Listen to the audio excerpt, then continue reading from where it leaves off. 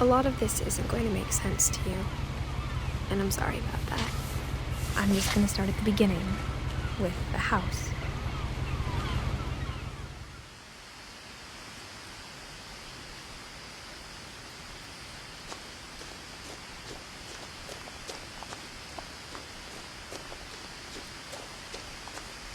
I lived here until I was 11, but I wasn't allowed inside half the rooms.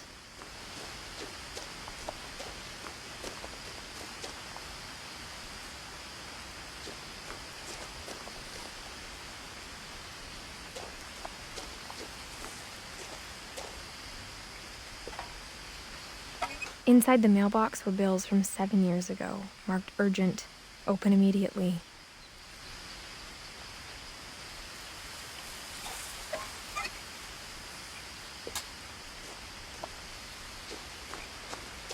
I hadn't been back since my brother Lewis's funeral.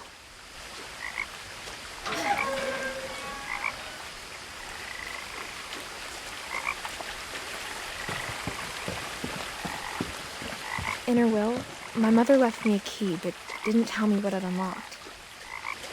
Maybe she thought I'd know, or she thought that the mystery would be enough to bring me back.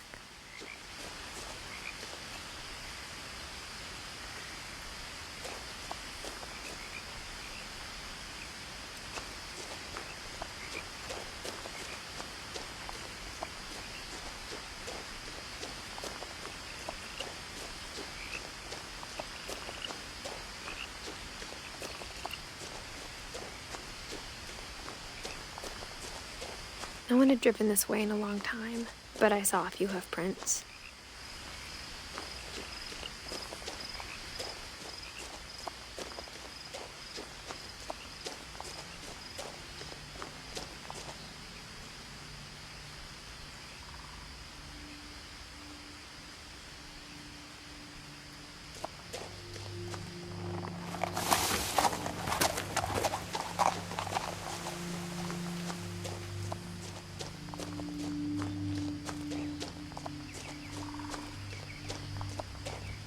The truth is, even after I inherited the house, I never thought I'd come back to it.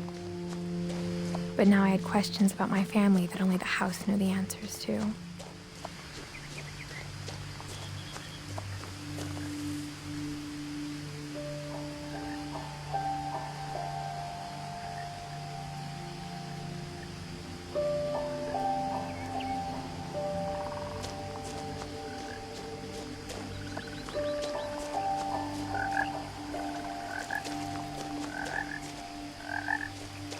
The house was exactly like I remembered it, the way I'd been dreaming about it.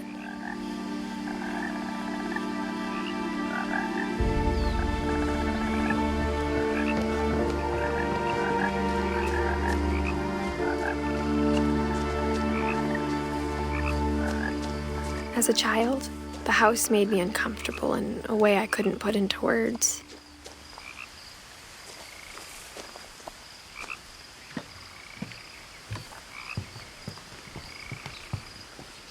Now, as a 17-year-old, I knew exactly what those words were. I was afraid of the house.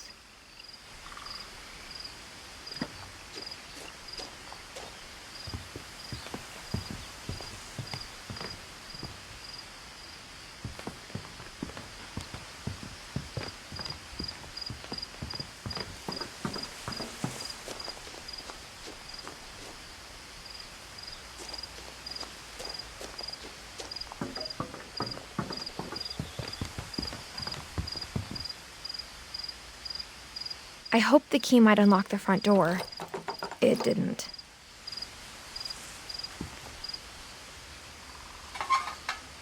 Looking in, I felt like the house itself had been waiting for me.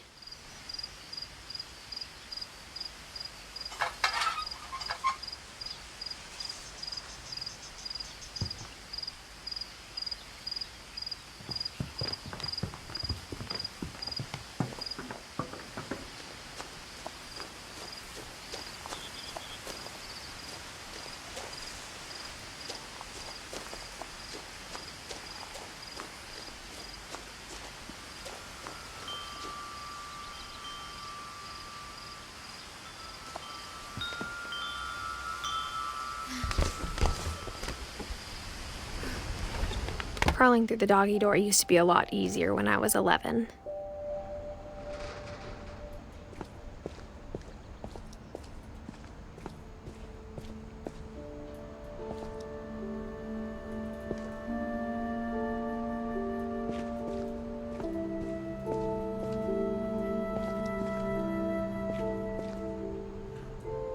The power had been turned off the night we left.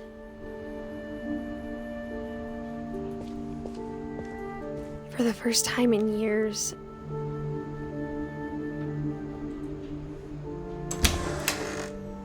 I felt like I was home.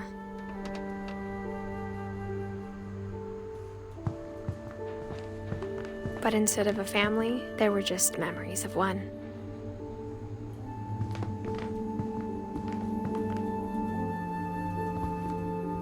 Like how after Lewis started working at the cannery, we all got sick of eating salmon.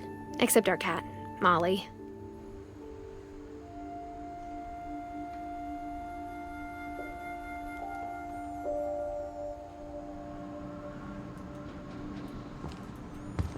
Or how only one restaurant would deliver to our house, so we had Chinese a lot.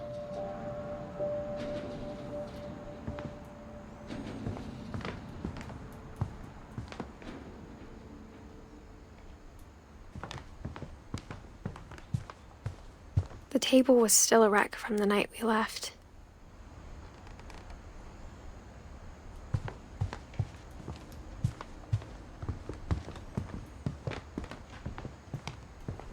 My mom was the only one of us who could imagine Great-Grandma Edie living in a nursing home.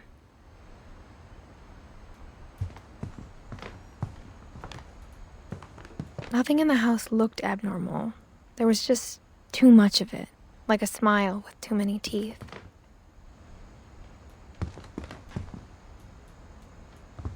Even the fireplace had a story. Edie told me the bricks came from the original house, after it sank.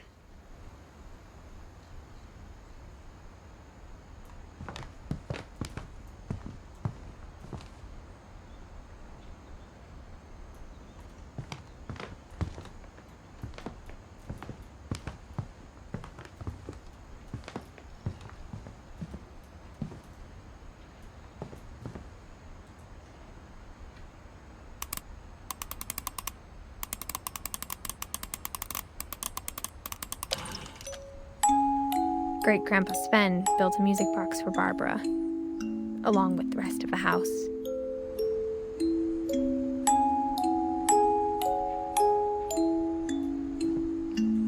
Mom always told me to stay out of the basement, so I wasn't too surprised when the key didn't fit.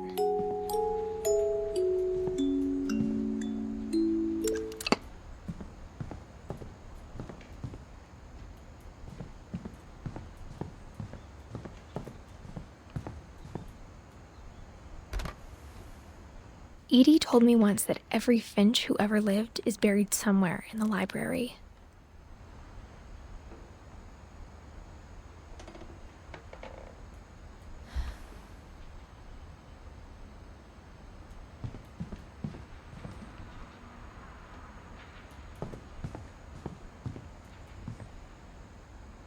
After Milton disappeared, Mom sealed up all the bedrooms. Then Edie retaliated and drilled peepholes.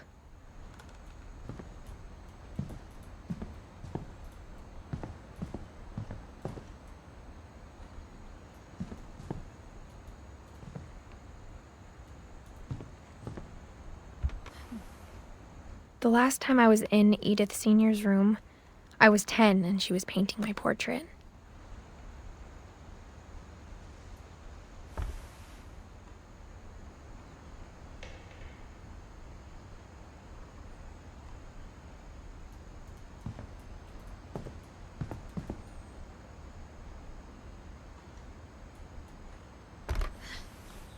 My Grandpa Sam spent 7 years sharing a room with his dead brother, Calvin.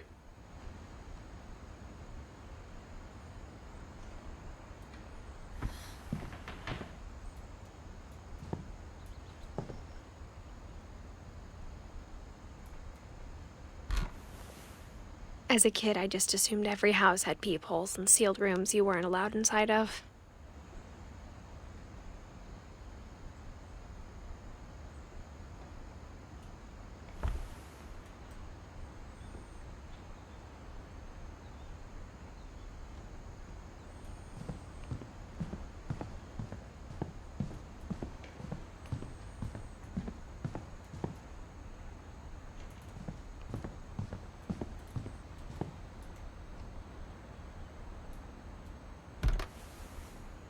Molly always seemed like a girl I could imagine being friends with, if she hadn't died in 1947.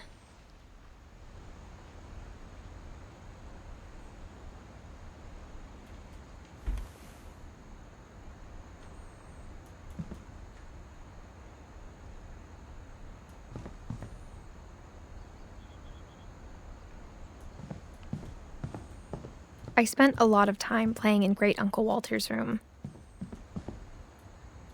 I think my mom sometimes regretted not sealing it up.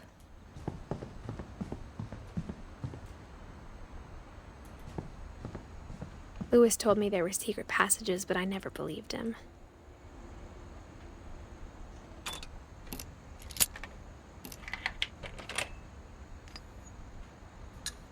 Turns out, my mom was really good at keeping secrets. Now it was time to find out what my mom had been afraid of.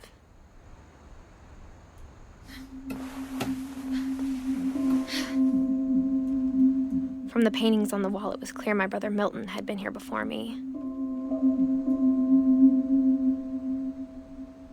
Reading this, maybe it sounds like I had a plan.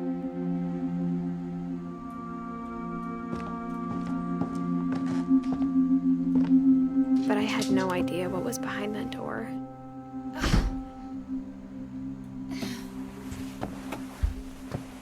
Just like I had no idea where all this was gonna lead.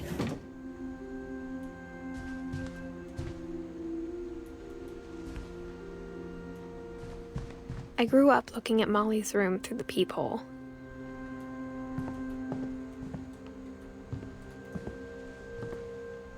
Being inside for the first time, I felt like I'd stepped behind a painting.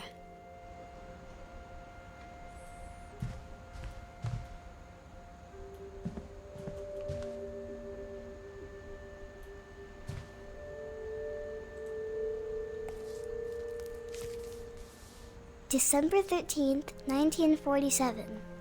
Dear Diary, I'll be gone soon, but I wanted to tell somebody about what's gonna happen. It started when Mom sent me to bed without dinner. I woke up and I was starving, so I looked around for something to eat.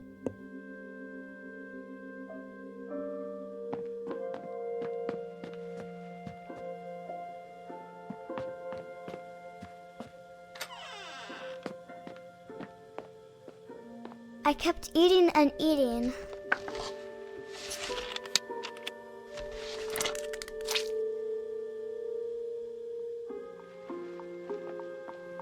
I ate a lot of things that night.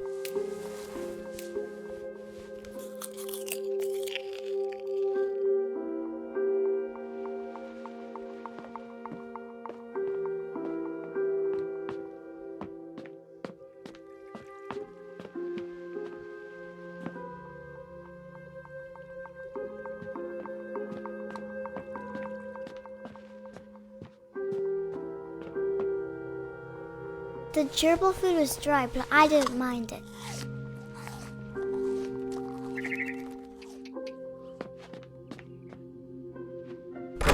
Mom, can I come out now?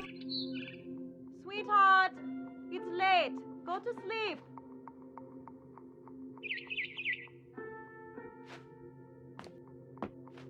My Halloween candy was all gone.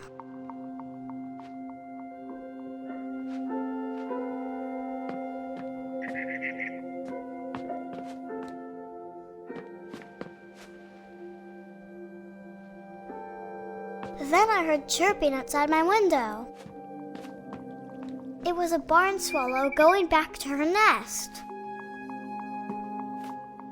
I reached out for her.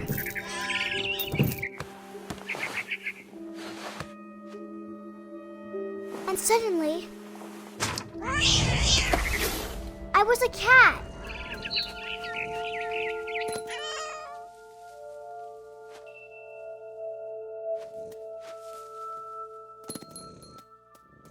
I tried to be quiet, but the bird was really scared.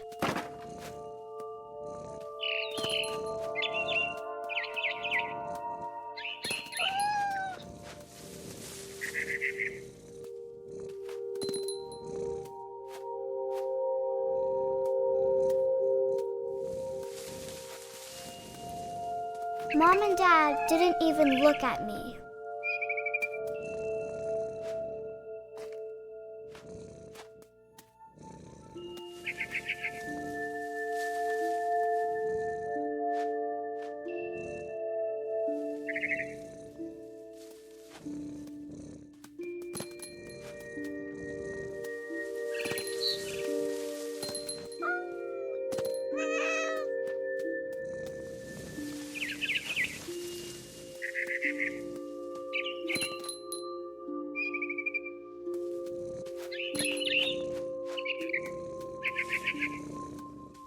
I jumped and I almost got her.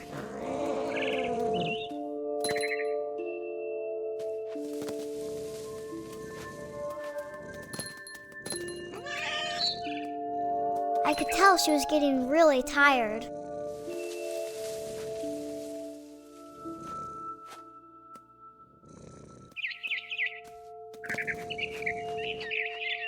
Now I was up in the big tree. I promised Dad I wouldn't climb it anymore.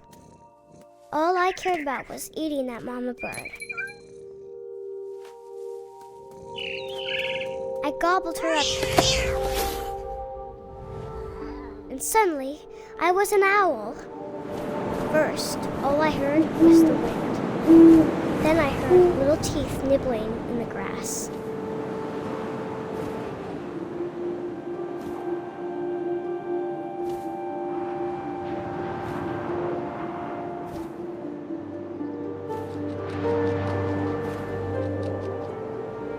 Rabbits.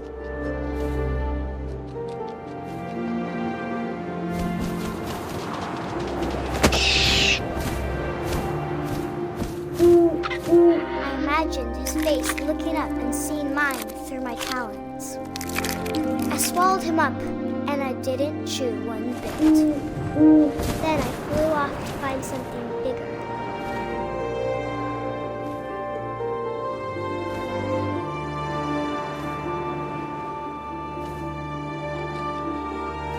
A mama rabbit.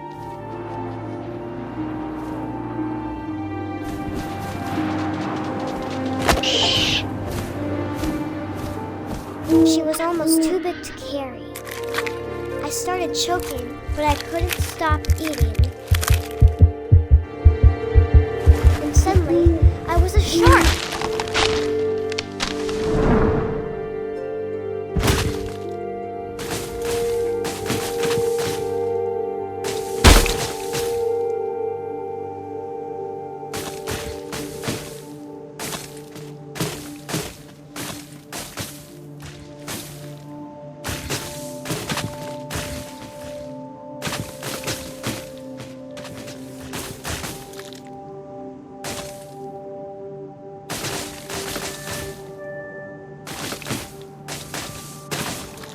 I rolled off a cliff and into the ocean. Now, I was hungrier than ever.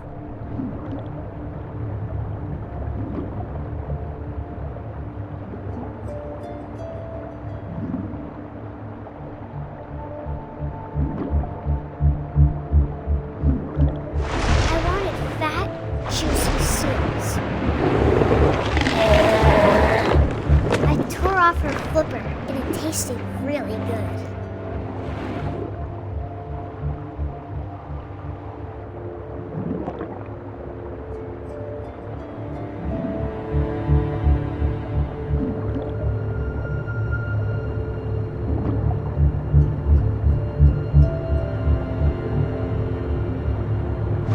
Grabbed on tight. But I was so hungry, I jumped out of the water. When I opened my eyes, everything had changed.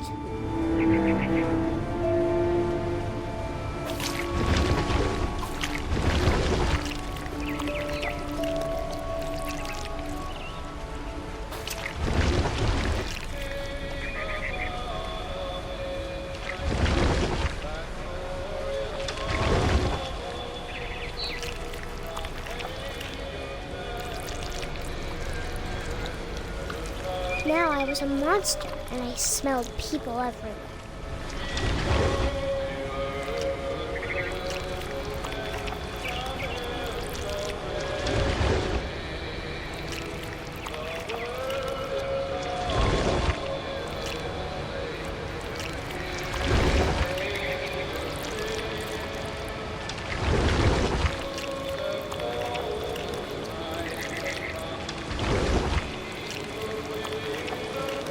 I was big, but I moved real quiet.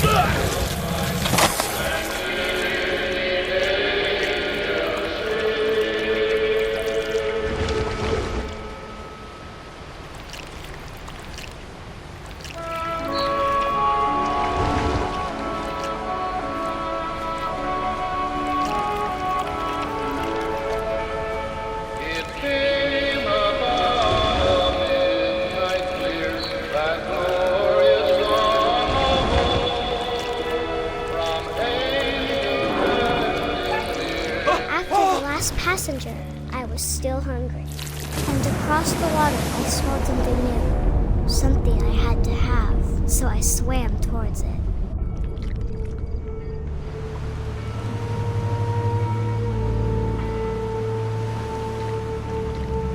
I slithered onto the sand, and the good smell went into an old pipe.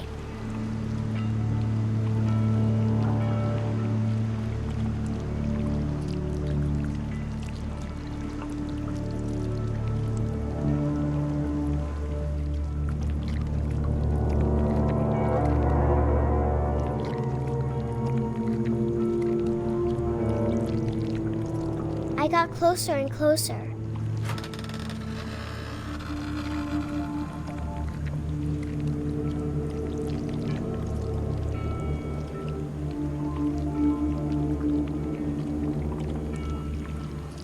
All of my stomach started growling.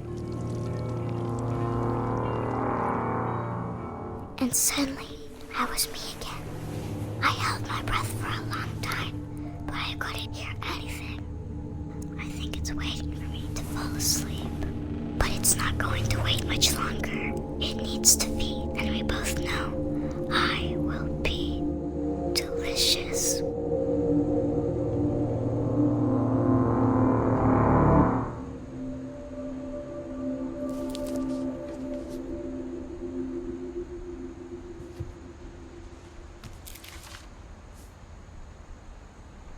I'm not sure if I believed all of that, but I'm sure Edie would have.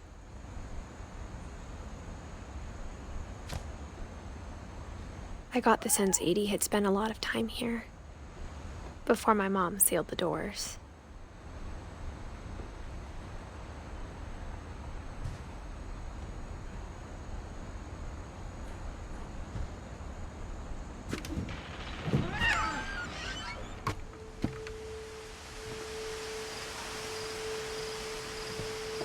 This will be obvious later, but my mom never told me any of these stories.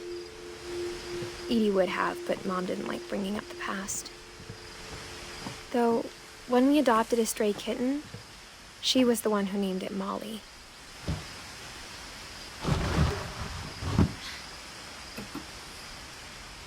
I spent a lot of time in Great-Grandma Edie's room.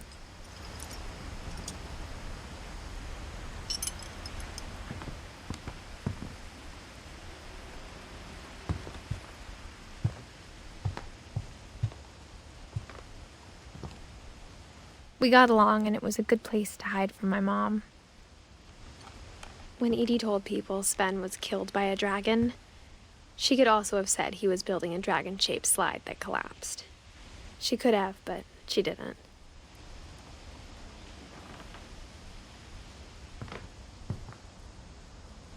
Even in her 90s, sometimes Edie seemed a lot younger than my mother.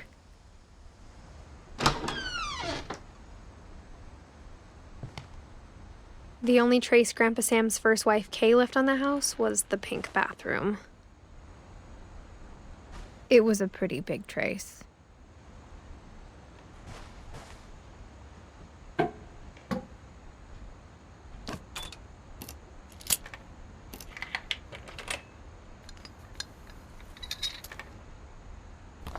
There's a secret in this bathroom. It's in the last place you would look. It isn't in the cupboard.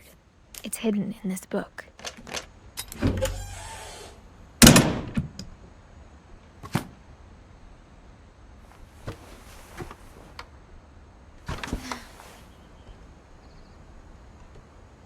Sven gave Sam an old camera he'd refurbished. He never put it down.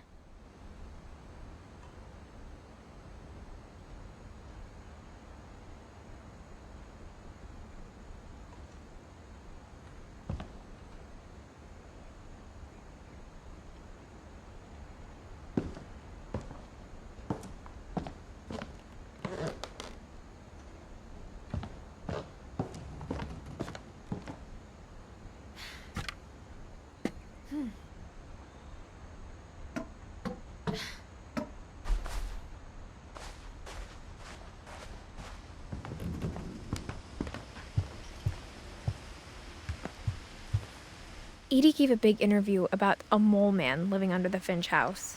My mom was furious.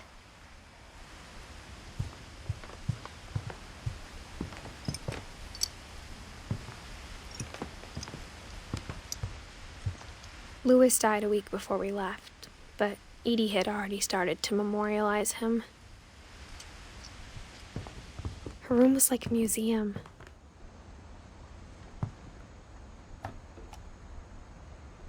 For 500 years, the Finches have been famous throughout Norway for their fortune and misfortune. Odin Finch buries the latest victims of the family curse, his wife Ingeborg and their newborn son, Johan. On January 7th, 1937, he set sail with his family and his house, hoping to leave the curse behind. But 40-foot waves off the coast of Washington send the house and Odin to the bottom of the sea. Odin's daughter Edie, with husband Sven and baby Molly, step ashore on their new home, Orcas Island. Odin Finch is the first to be buried in the new family cemetery. His daughter Edie is already dreaming of a new Finch house.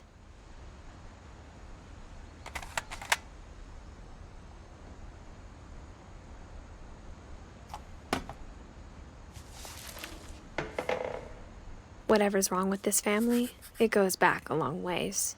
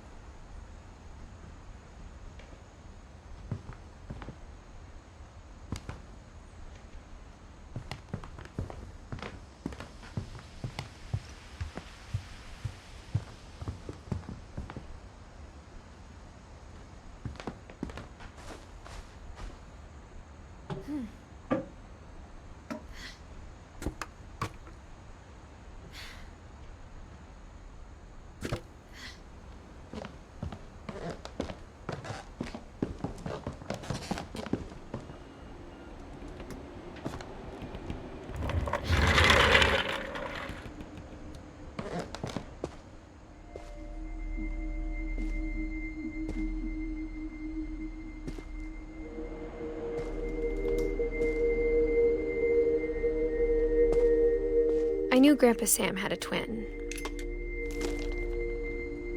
and that he never talked about him.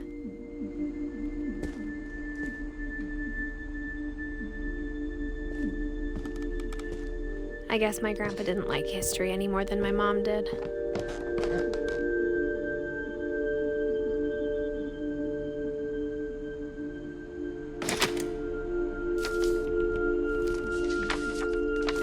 How I Want to Remember My Brother by Sam Finch.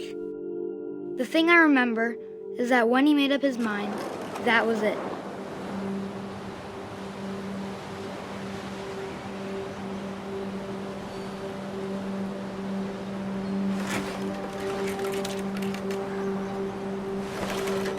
My brother said he'd die before he ate another mushroom. And he did. At Barbara's funeral, we swore we'd never be afraid again. And he wasn't. I think Calvin always wanted to fly.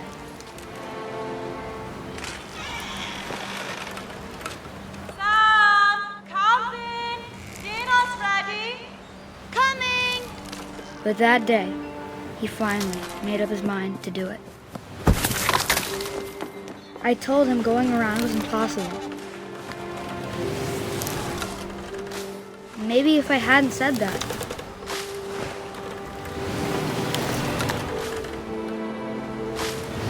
Calvin! I'm not gonna tell you again! maybe if the wind hadn't picked up, then maybe he'd still be here. But I doubt it. I think he'd already made up his mind. That's what I want to remember about my brother.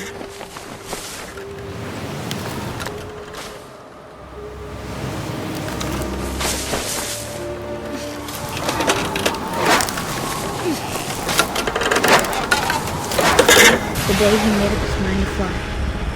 And he did.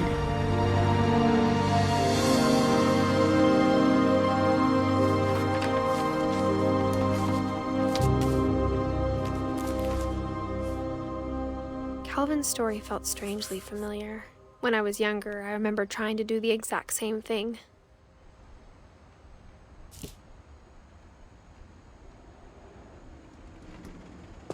After the funeral, Edie roped off Calvin's half of the room.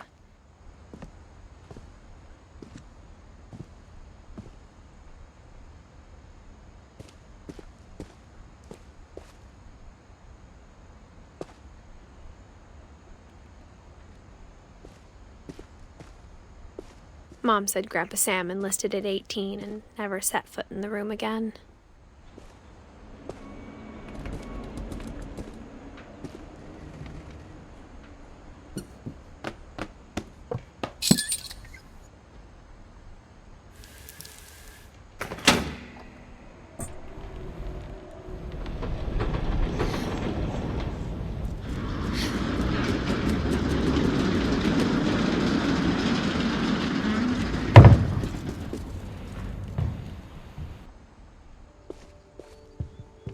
The passages were a pretty tight fit. They'd obviously been built for smaller hands and bellies.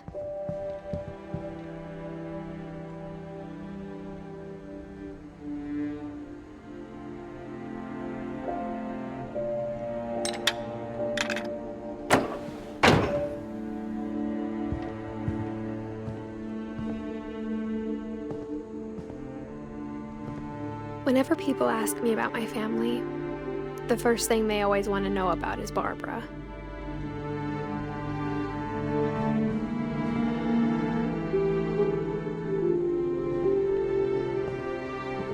Edie's father, Odin, built the original house.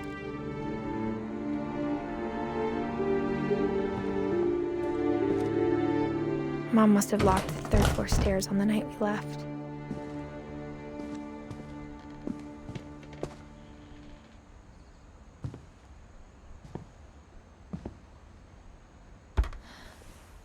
Barbara was a child star for 2 years, until America grew out of it.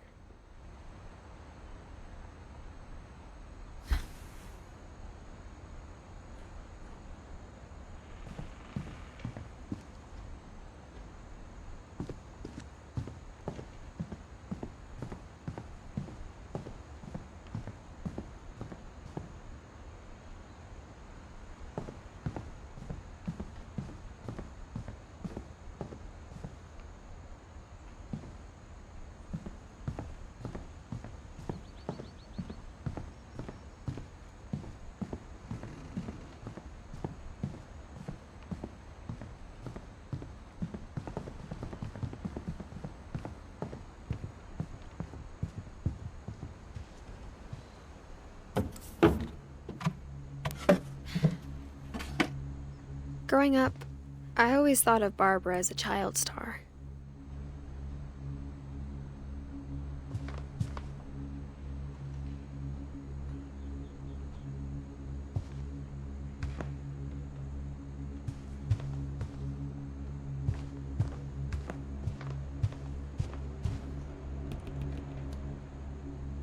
never thought about how hard it must have been for her afterwards.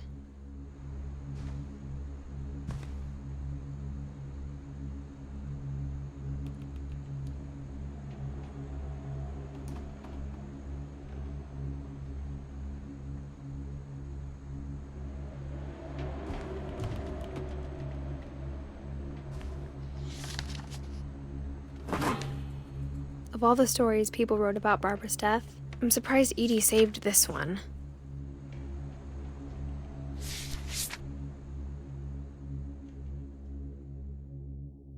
Old Jack here with another ghastly tale inspired by America's most unfortunate family.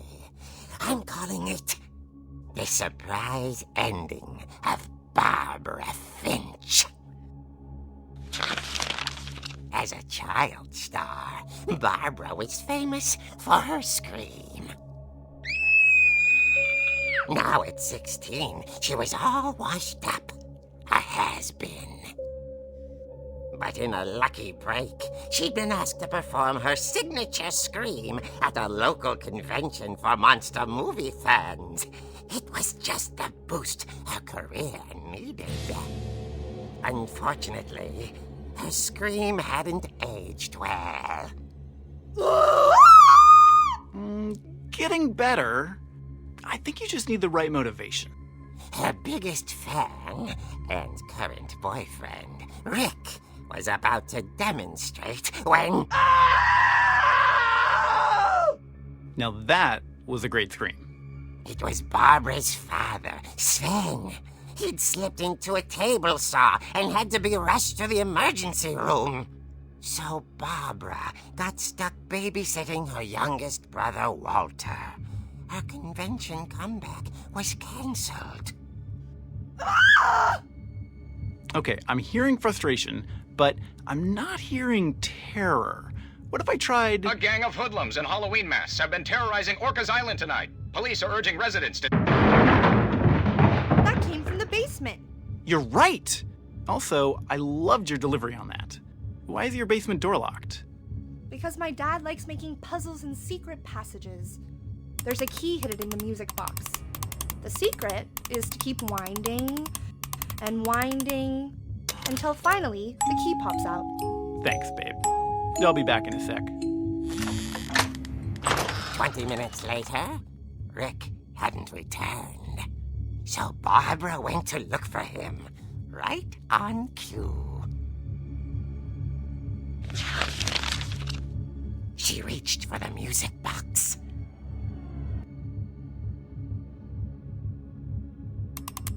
And as she wound the key, she listened for Rick, but the house was silent.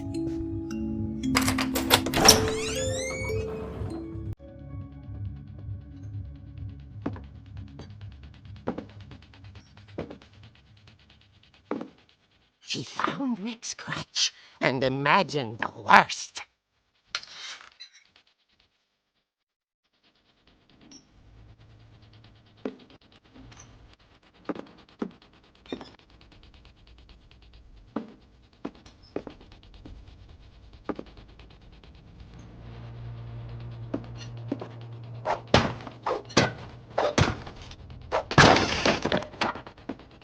The gang's leader is the infamous Hookman Killer, Dr. Carl Hamill, who impaled and then ate his family 10 years ago tonight.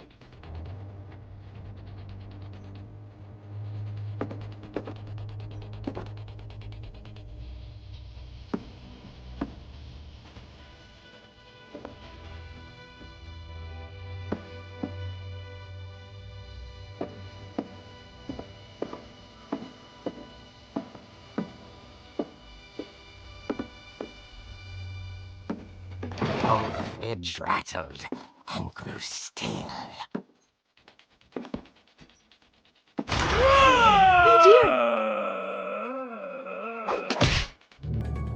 Oh! Rick? Barb, relax. I was just trying to scare you to help you find your scream. Well, I'm not scared, Rick. I'm furious. Then act furious. All I'm getting from you now is that you're hurt and confused and She threw him out, but she kept a little something to remember him by. Barb, have you seen my other crutch? And she was still holding it when she fell asleep watching the late picture show. Hours later... Barbara! Walter, what's going on up there? Ah! Okay, I'm coming up, but if this is a trick, you're dead, Walter.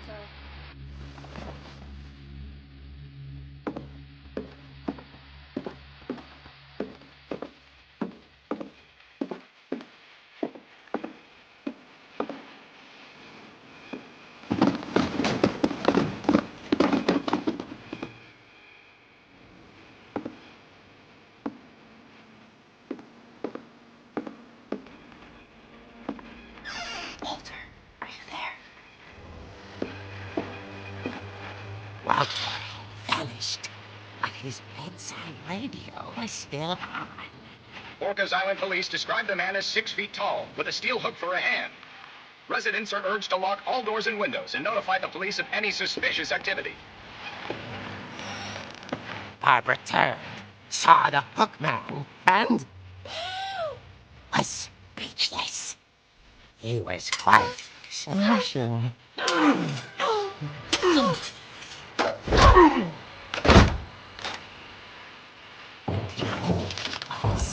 He couldn't get enough of Barbara.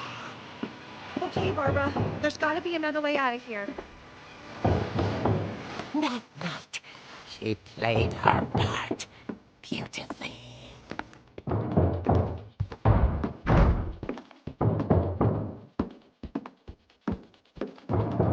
She thought about abandoning Walter, but just couldn't do it.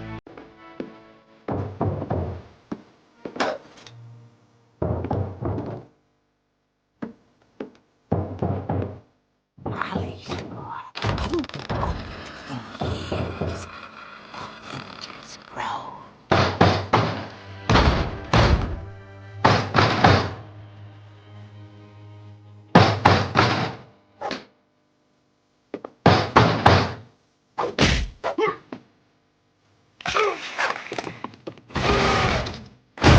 He wasn't moving, but she sensed the story might not be over yet.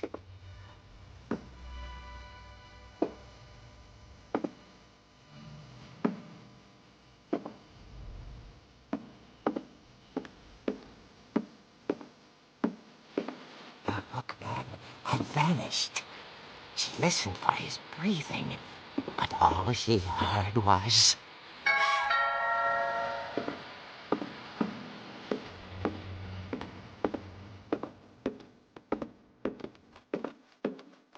At the door, she heard whispering. It was coming from inside the house.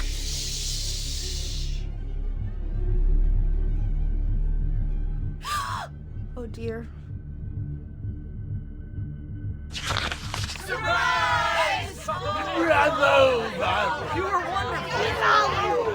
monsters had come to surprise her.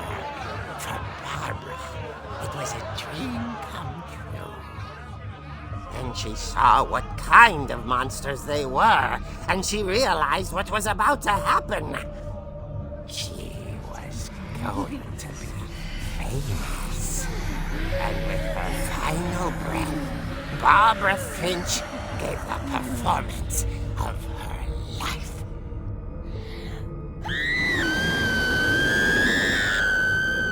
I wasn't there myself, but I hear Barbara was magnificent. Poor girl. She had a taste for stardom. But unfortunately, so did her fans. Of course, the police blamed it all on poor Rick, who disappeared the same night. And little Walter? Hiding under his bed the whole time. He took it all pretty hard, but that's another story. As for Barbara, tucked inside the music box was all they ever found of her. Her ear. Now Now that's what I call a real eerie tale.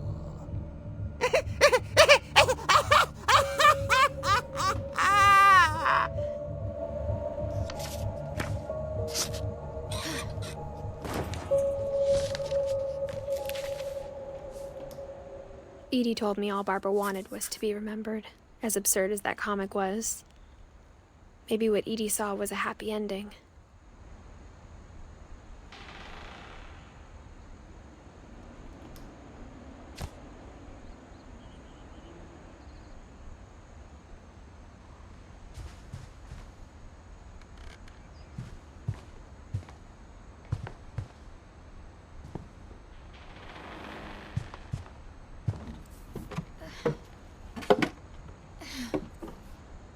I guess now I know why Mom didn't like me playing with the music box.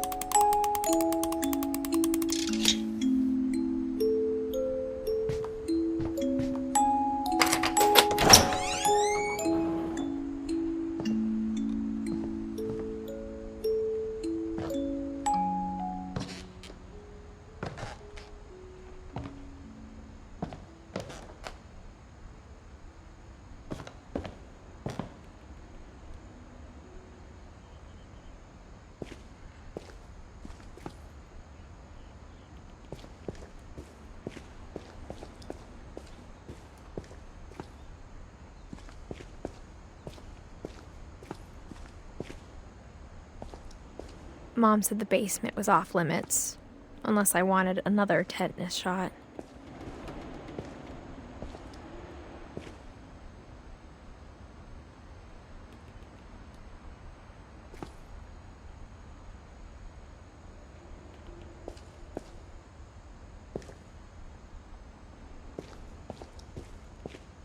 I saw Edie sneak down to the basement once, carrying packages.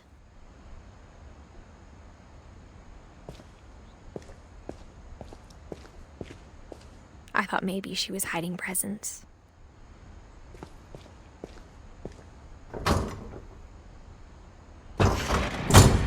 It turned out she was hiding a lot more than that.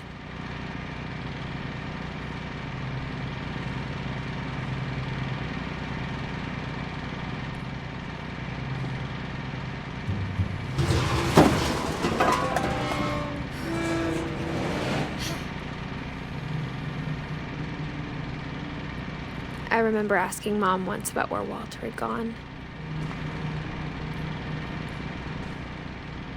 She said after Barbara died, he got as far away as he could. If there's a pattern in all these stories, I think it's that none of us has gotten very far.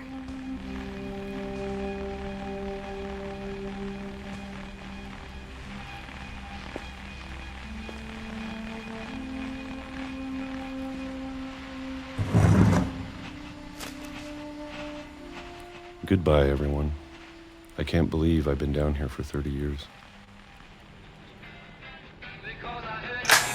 On that first day, after the shaking started, I didn't think I'd survive a week.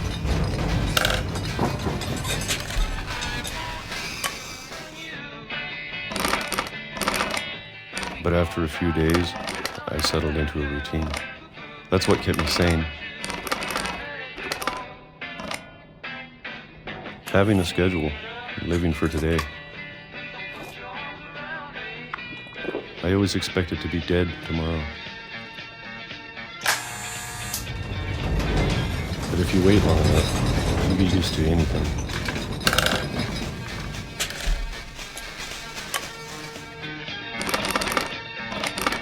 Even a monster on the other side of the door starts to feel normal.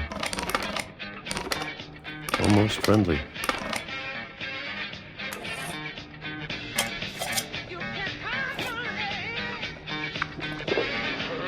And then one day, everything just stopped. Whatever that thing was, it was gone. Maybe it got tired of waiting. Or maybe I just got tired of being afraid.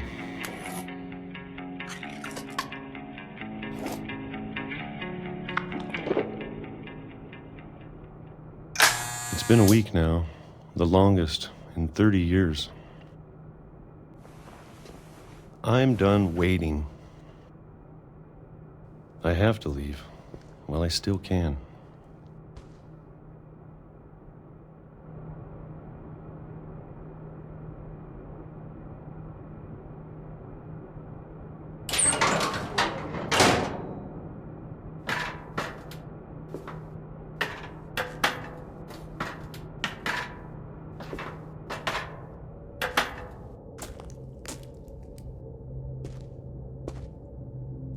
I know it's out there somewhere. Whatever killed Barbara and Molly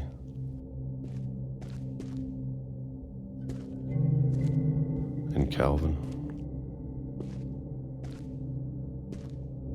Maybe this is all a mistake.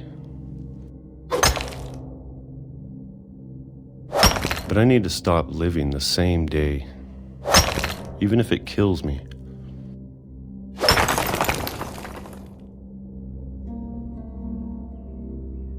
Whatever's out there, I want you to know I'm ready for it. I'm going to appreciate all of it, especially the food. I don't mind if I only have a year left, or a month, or a single week. I'd be happy with one new day. I can already imagine the sun on my face.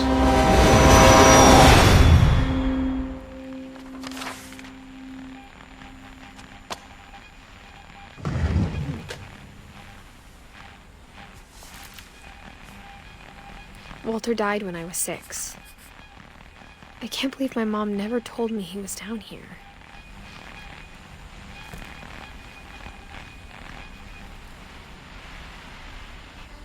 I'm sure my mom was trying to protect me.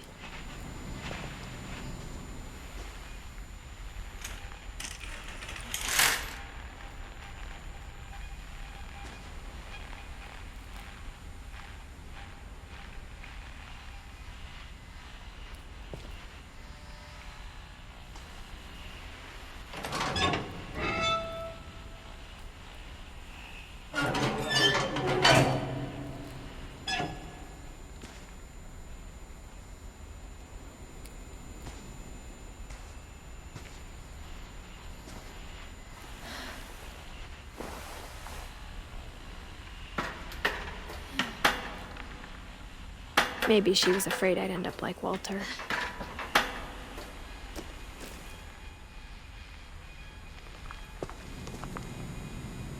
But if she never told me about an uncle under the house, I can only imagine what else she was hiding.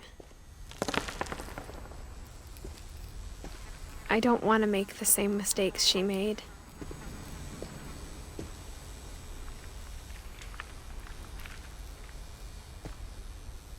Trying to bury something that's still alive.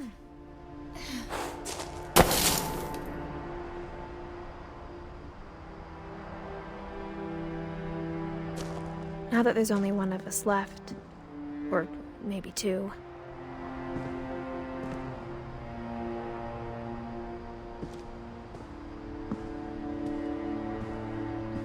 I thought it was time I heard the stories for myself and found out what happened to everyone else. But now I'm worried the stories themselves might be the problem. Maybe we believed so much in a family curse, we made it real.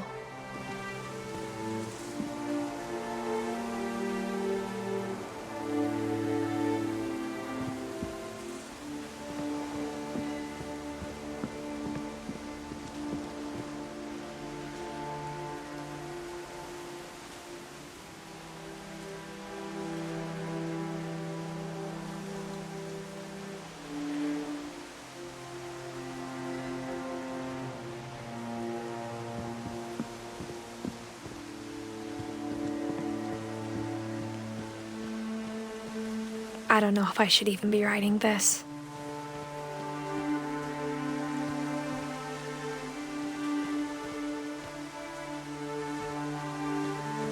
Maybe it'd be better if all this just died with me.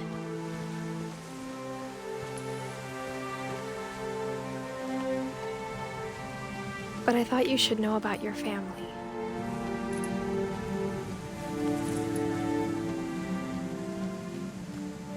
And the history you're a part of.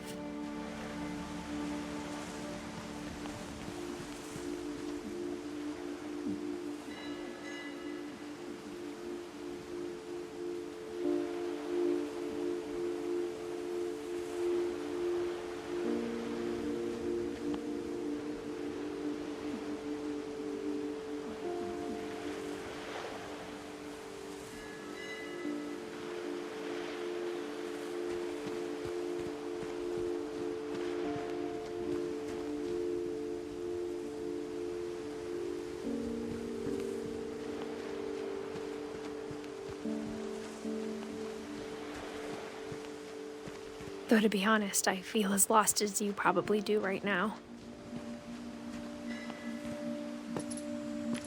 I think the people in these stories believed them, for what that's worth.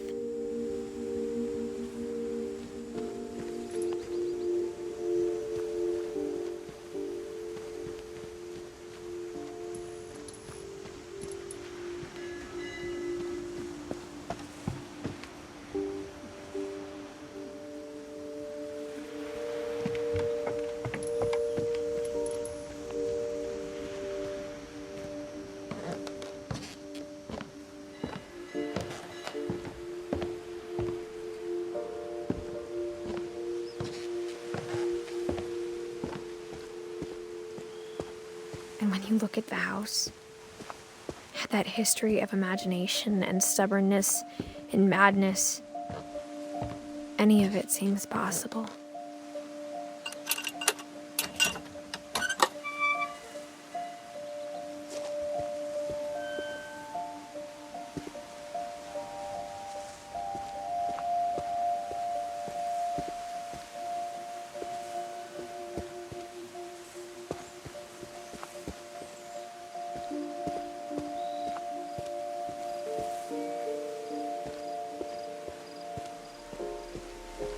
I think we've been surrounded by death for so long, we've just gotten used to it.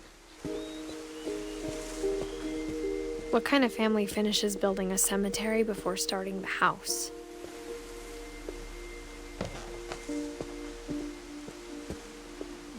It's embarrassing for me to admit this, but the pet cemetery made me more uncomfortable than the human one. 3 of the gerbils were mine, and 2 had been my fault.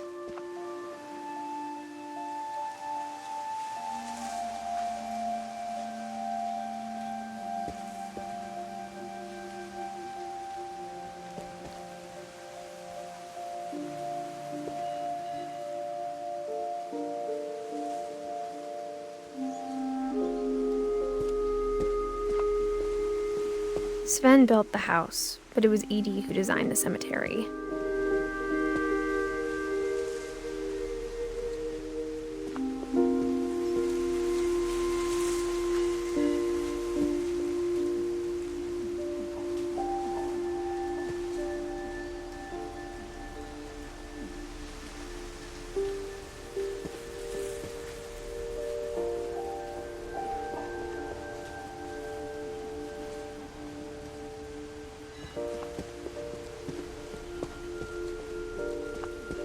I'm sure Odin's monument had been Edie's idea. My mom was always trying to move on, but for Edie, the past never went away.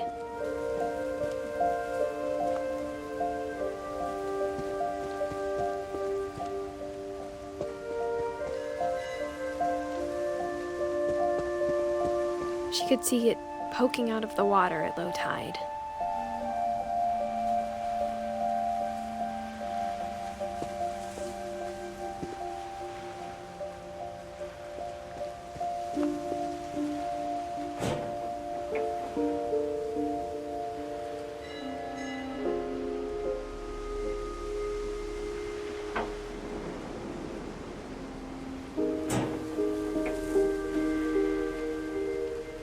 Edie said she dreamed about the old house every night.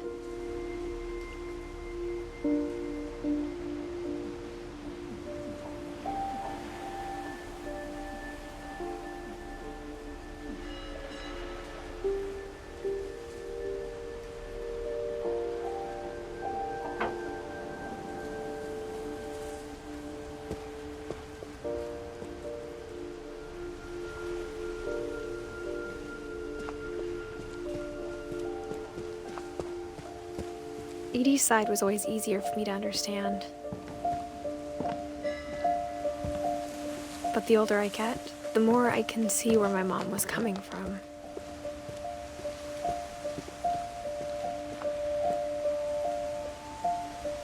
Her dad had been pretty strict, but it wasn't enough to save her brothers. She was just trying to do better.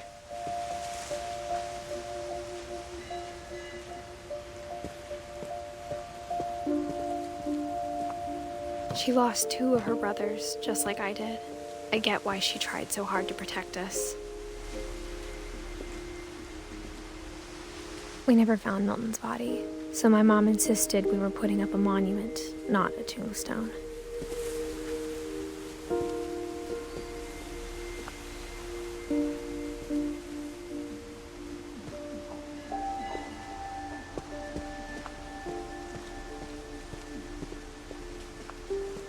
There's so many things I wish I could ask my mom now. Part of me thinks this is what she wanted all along. For me to come back someday and find everything out for myself.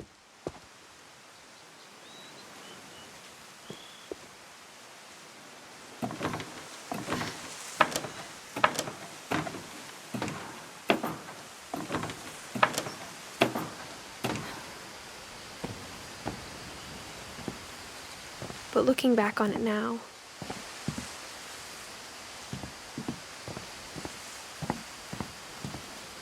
if she told me there was going to be so much climbing, I never would have come when I was 22 weeks pregnant.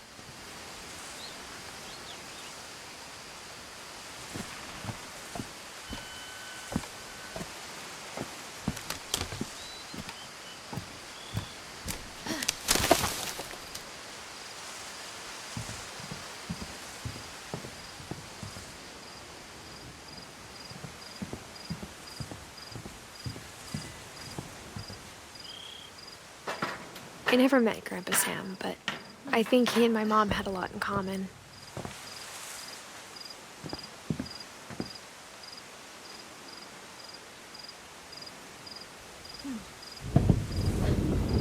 They were both pretty intense.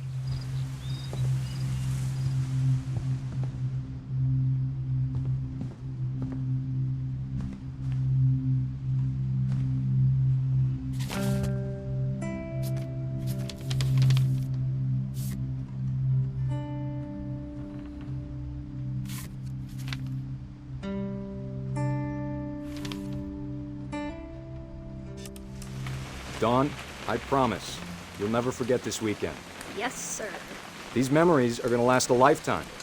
Am I gonna have to shoot anything? It's a hunting trip, Dawn. Shooting is strongly encouraged. Perfect. It's gonna rain the whole weekend, isn't it? I will never forget this weekend, Dad. Okay, got it.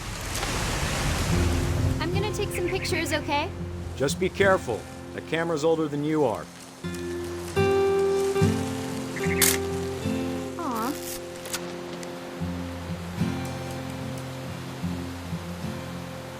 You're right, Dad. It's starting to clear up. Still freezing, though.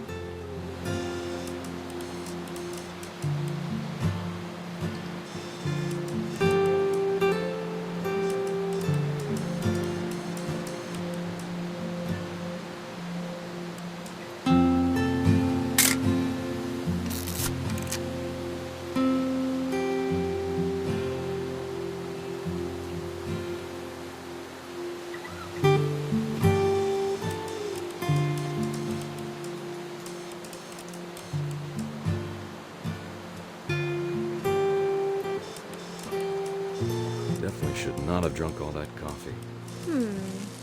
Hold still while I... Hey! That's a keeper. I'm just saying, I'm not always gonna be here, Don. You'll need to remember this stuff, if you want to survive. I'll be fine, Dad. You know who else thought he was gonna be fine? Some guy who died. Don, I'm being serious. I know, Dad. You're always serious. Doesn't being out here make you want to chill out?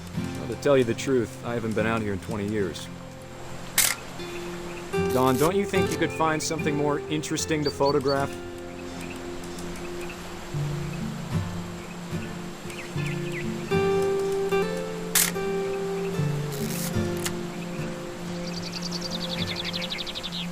Last time I was with my brother Calvin. Man, that was a great trip. Your grandpa Sven taught us how to fish, how to build a fire. We found an old logging trail. There were deer everywhere. I bet if I could remember where that trail was, we'd spot a buck for you in no time. Give me a minute to check the map.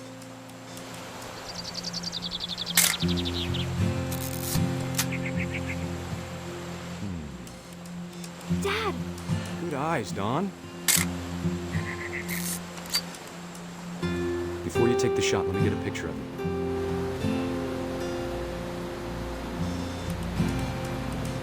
Dad, I... Just... Let me get behind you. Do I have to do this? Don, you don't have to do anything. But if you want... Great shot, Don!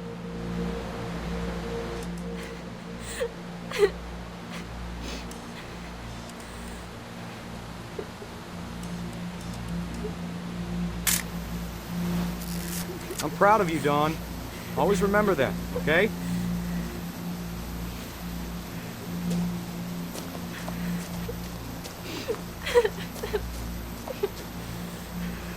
Sorry, Don. Just gotta reset the timer.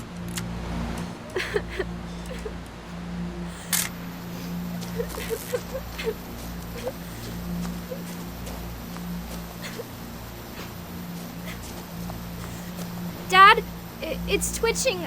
I think That's it's totally so... normal, Don. Just focus on the camera. Try not to think about... Dad!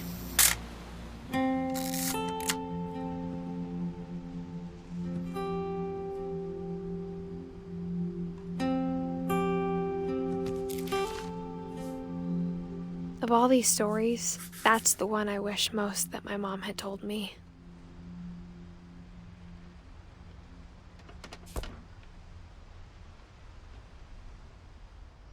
Sam spent his life shooting photos, but Mom said he got nervous being in front of the camera. I guess we're all afraid of something.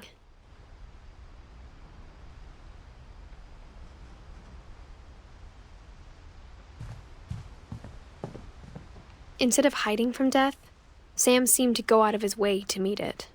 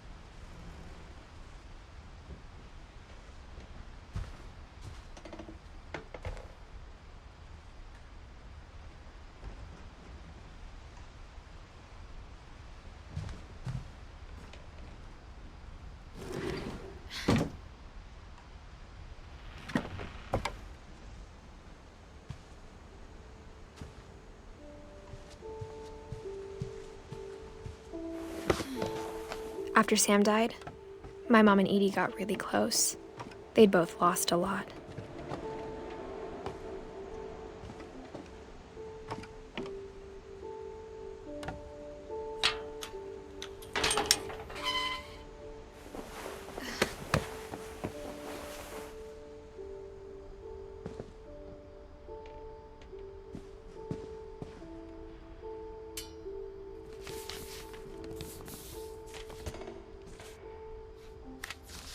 Dear Kay, do you remember the way Gregory used to laugh when he thought he was alone?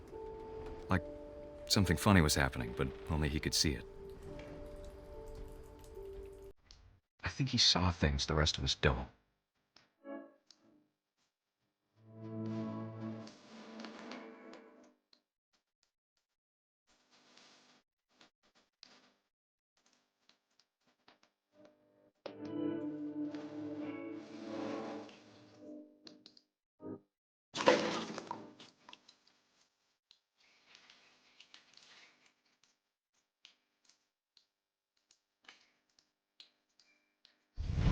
It's over, Gregory. It's time to... Hold on, sweetie. Hello? Sam, I told you I don't want to talk right now. I wonder what he saw.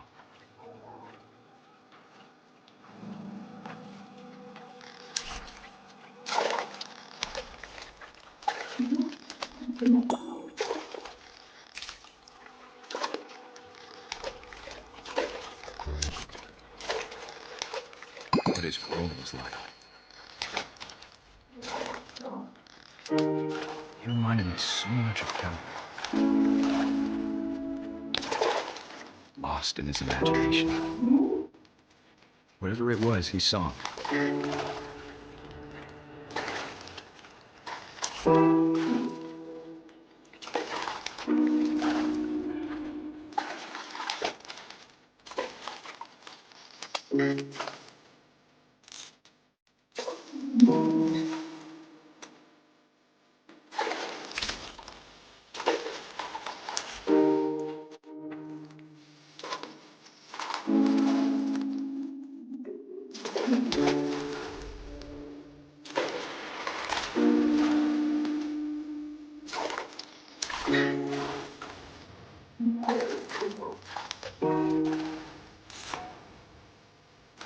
Sure made him happy.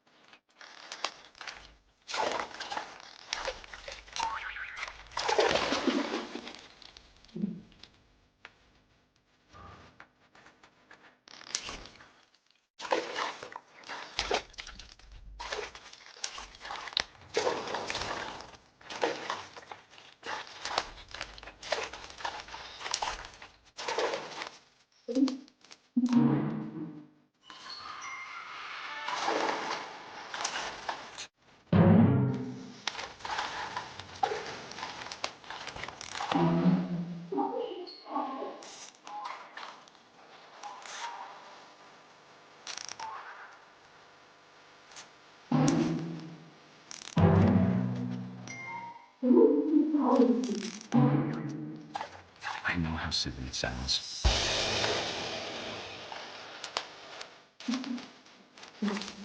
But I worried about a baby being too happy. But I could feel her slipping away. Sorry about that, Gregory. I know you did everything you could. Maybe if I hadn't called that night. Damn it. Hold on, I don't want Gregory to hear this.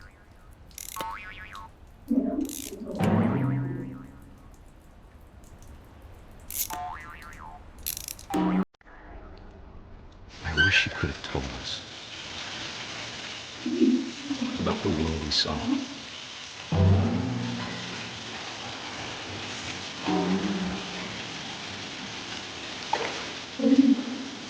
There's so much I don't understand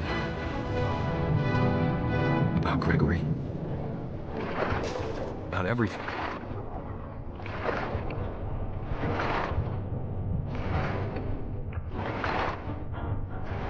But I know what happened wasn't your fault.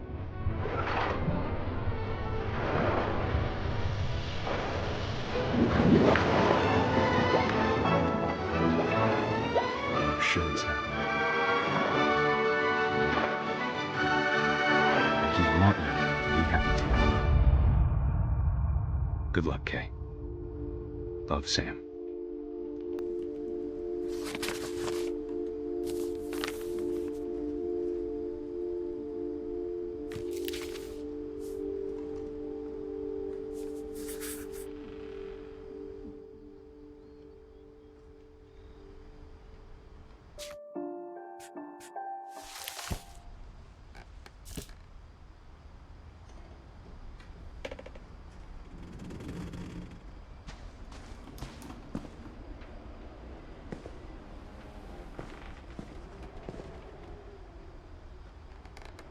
I can't imagine my mom ever writing poetry, and yet...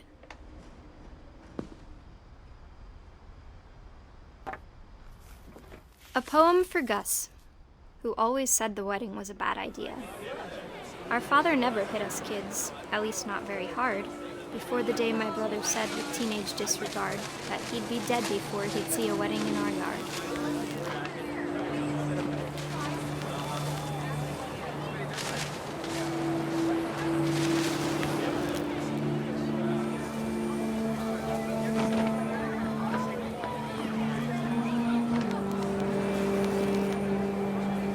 Father made him come, of course, but Gus stood far apart, just flew his kite and bottled up the storm inside his heart.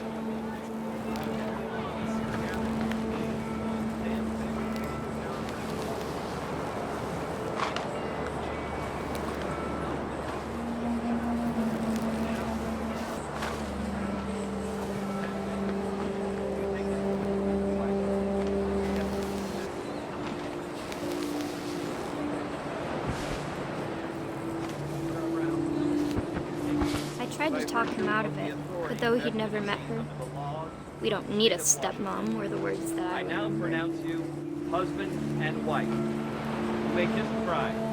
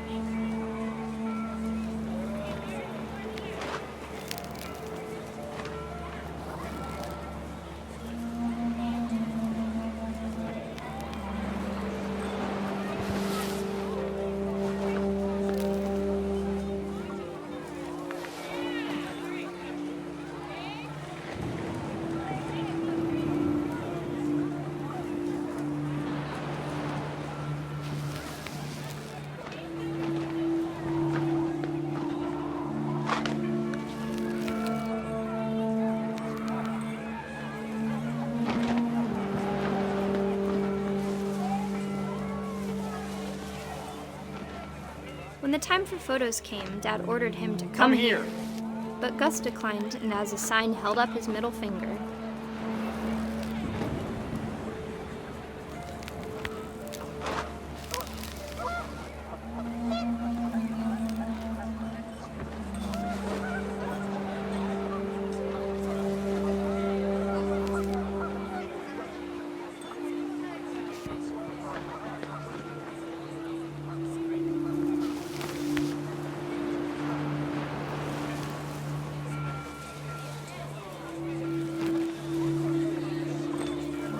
Wind picked up, and panicked geese appeared and quickly went. But all the humans did that day was go inside the tent.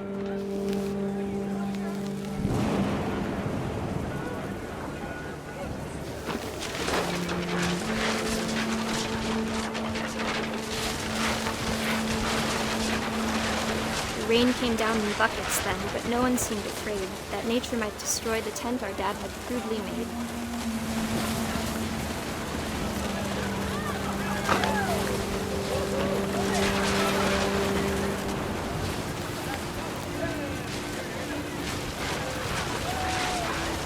Thunder sounded much too close and full of angry power.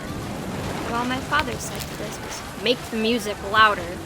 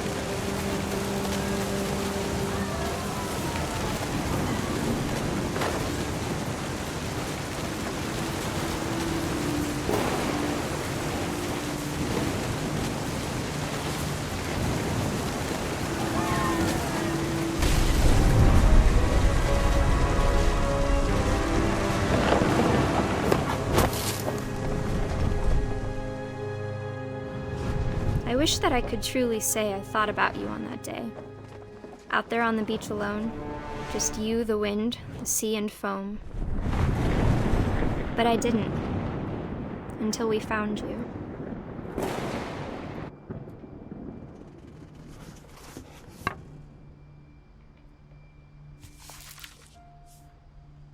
She never talked about him, but Mom told me once if I was a boy, they were going to name me Gus.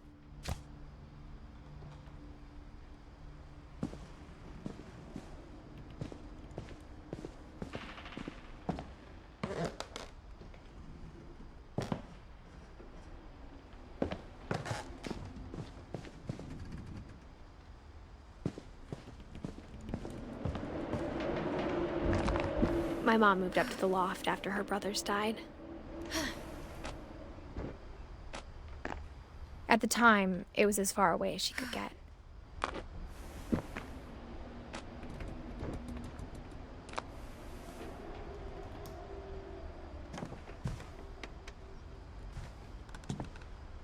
She spent a summer building houses in Calcutta, where she met my dad, Sanjay.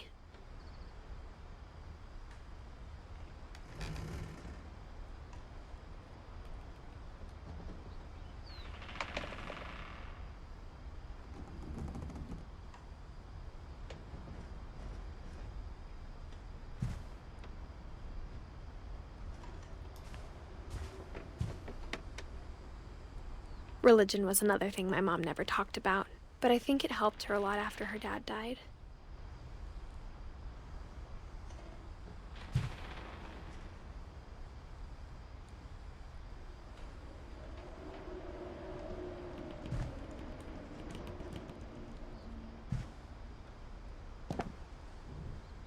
My mom moved to India a week after graduation and got a job teaching English. Louis was born a year later.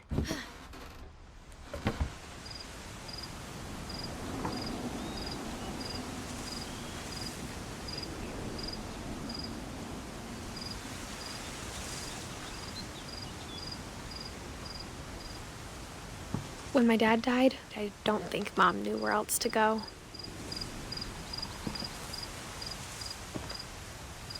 I'm sure Edie was happy to have her back.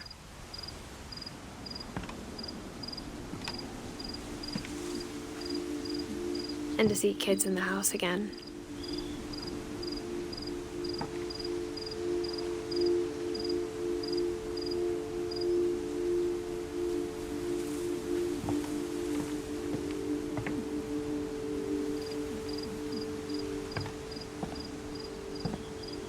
The house had to get a little bigger, but Edie was used to that.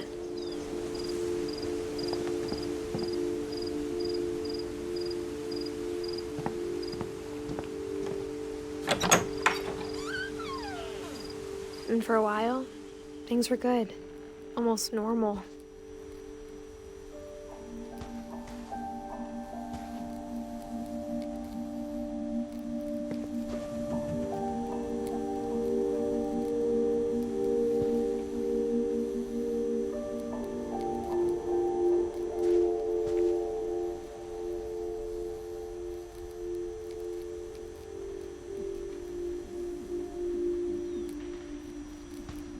But it didn't last.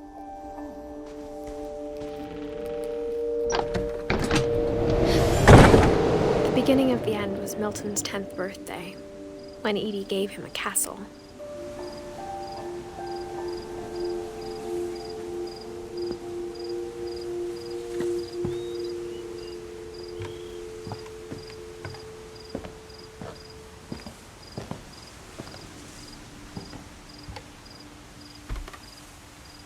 After Milton disappeared, the only thing he left behind was a room full of paintings.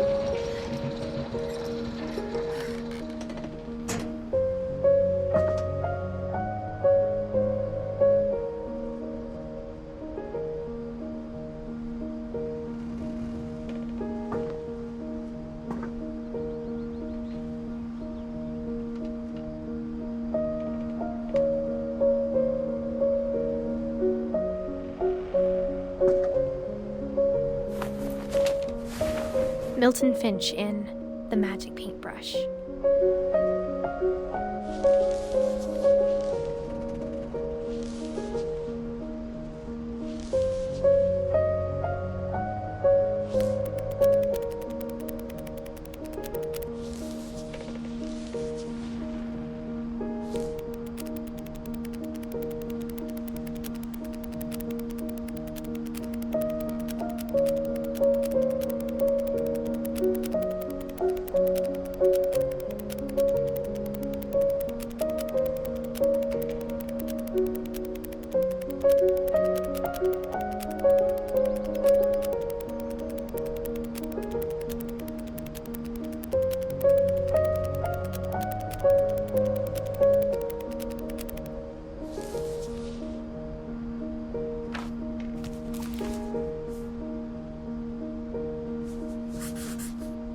I was 4 when Milton disappeared.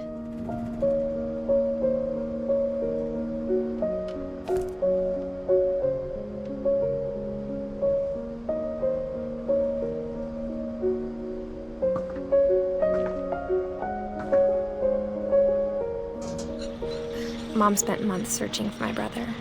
Then she sealed the doors.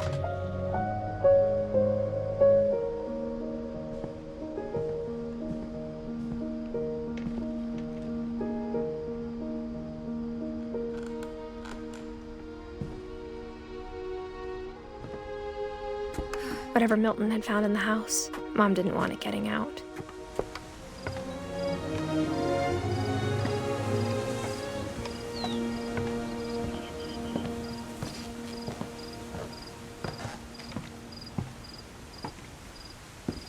Mom definitely blamed Edie, but I think Louis blamed himself. After he graduated, he just spent more and more time in his room, until Mom got him a job at the cannery.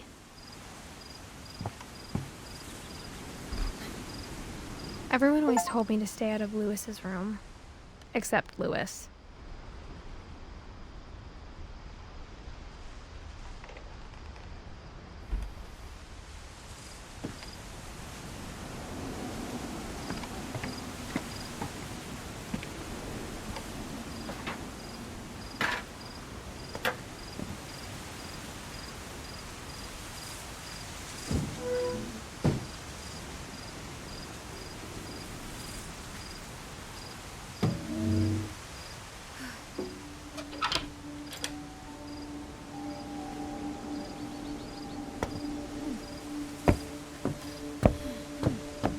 Louis's room smelled very, very familiar. That part of him lived on.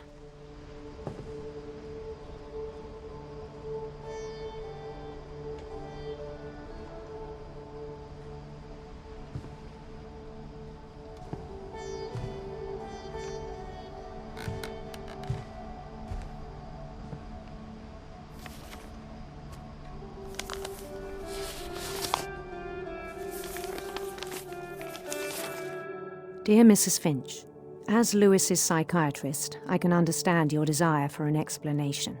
As I see it, the trouble began in January, shortly after we convinced your son to seek treatment for substance abuse. Newly sober, I believe Louis first noticed the monotony of his daily life.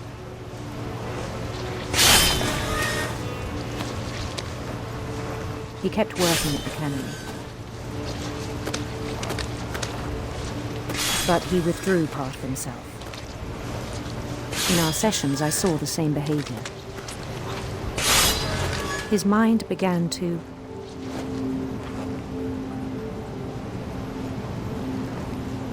wander.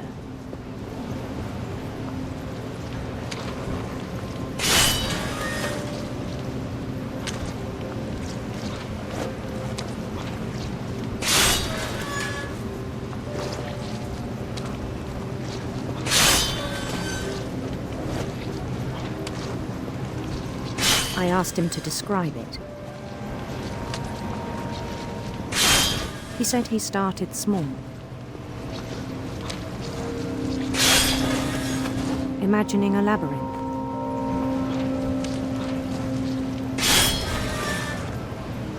He'd feel his way about.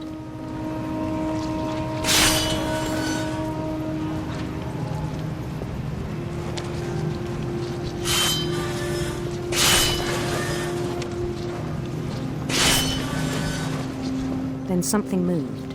Bats. And toads.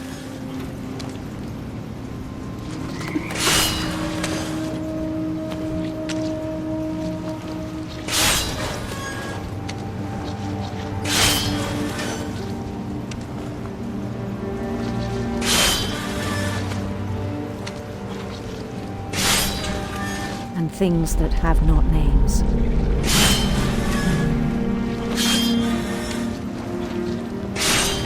He knew it was all in his head.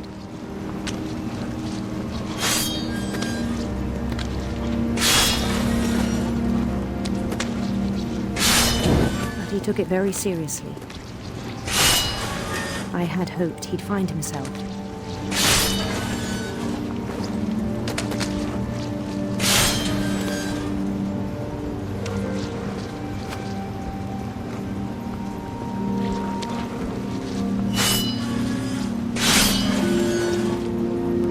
But he found something more. I worried about him then. Daydreaming at the cannery.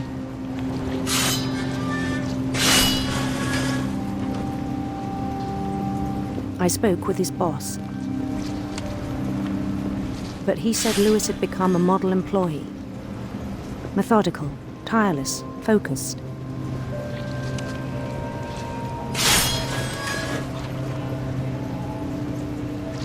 Like a whole new Lewis.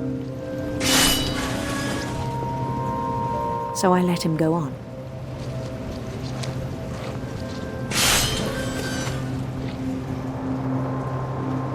I even encouraged him. It seemed very promising at first.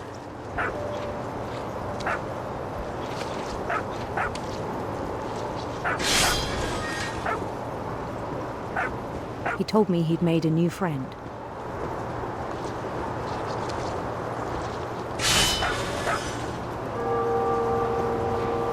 On the edge of a city he named Lewis Topia.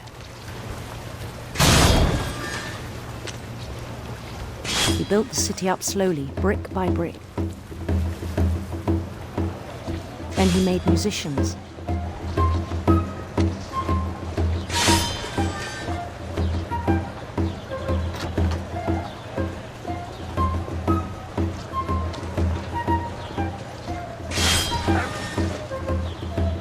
And songs for them to play. He talked about starting a band.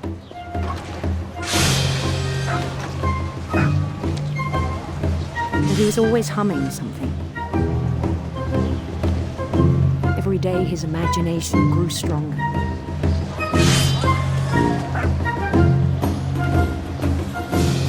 He no longer spoke at the cannery.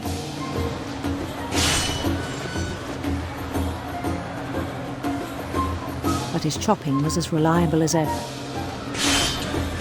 Then one day it struck him that all the cheering crowds, even the stones under his feet, were all in his imagination. So he could do whatever he wished.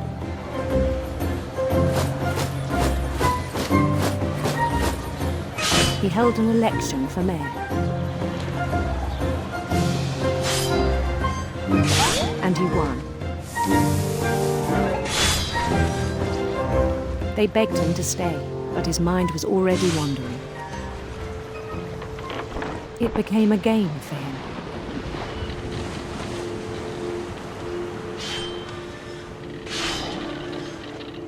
He'd conquer a city, then immediately push on.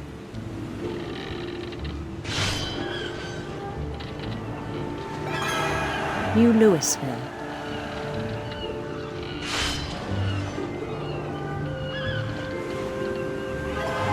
St. Louis.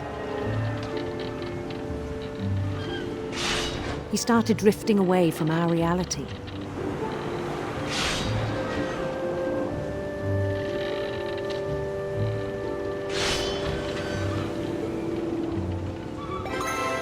Minneapolis.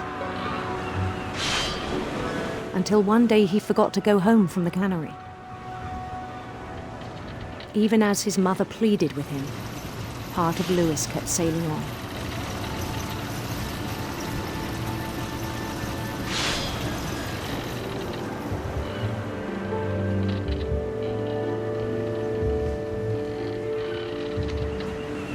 In Lewisburg, he heard rumors of a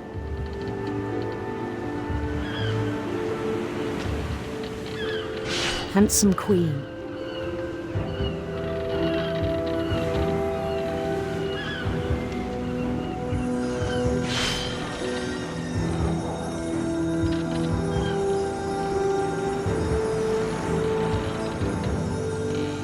The queen was on her own quest for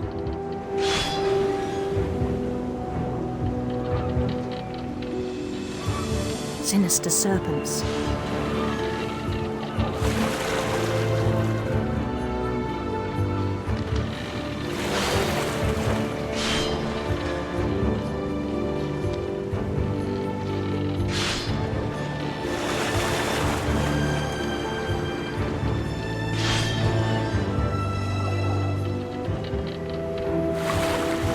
He followed the sound of her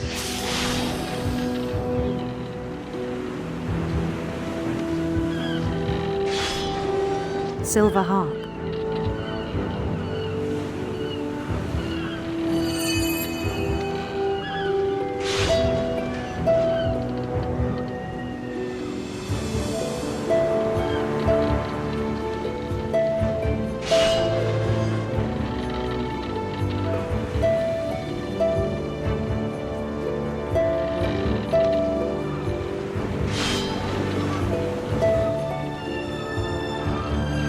His chase led him to a golden palace east of the sun and west of the moon.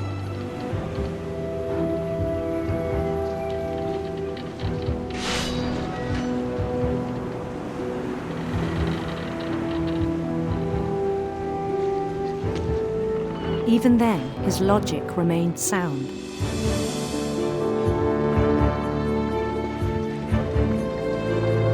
He knew the world was all in his imagination.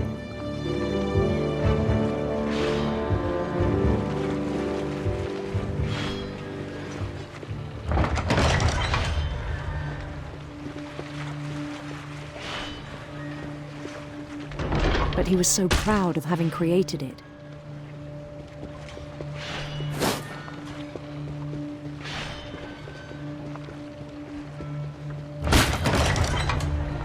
In his own eyes, he'd become something greater than a king.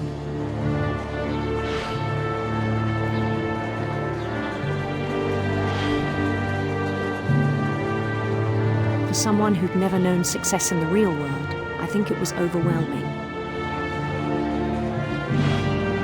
And then it struck him that the real Lewis was not the one chopping salmon, but the one climbing the steps of a golden palace.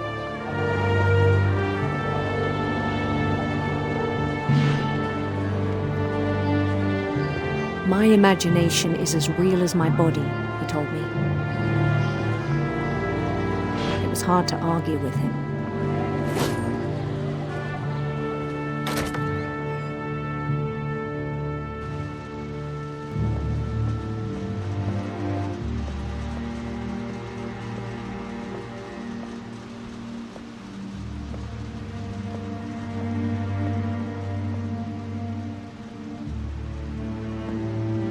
Began to forget the world we know.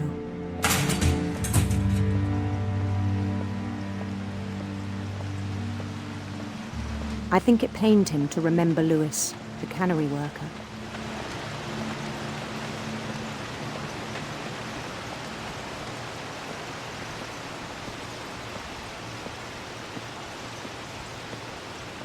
He began to despise the man with a royal contempt.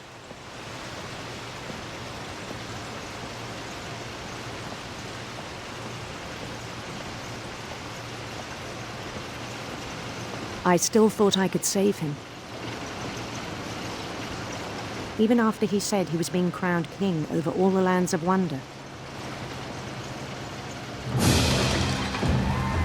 The palace would be packed with his companions.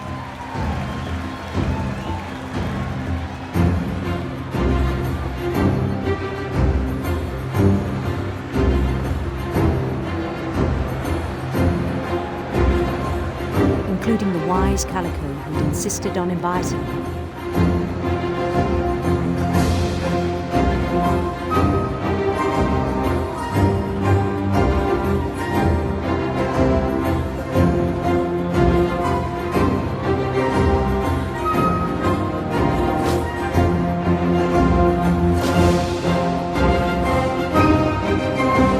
His queen waited, holding his crown.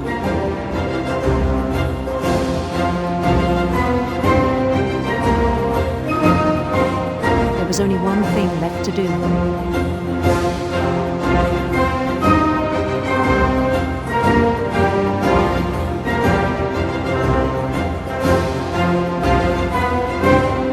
Bend down his head.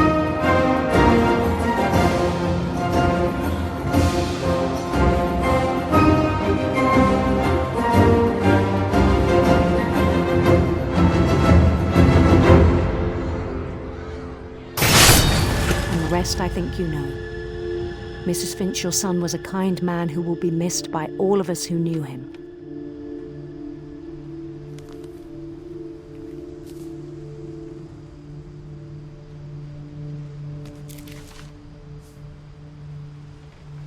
My brother was really cool.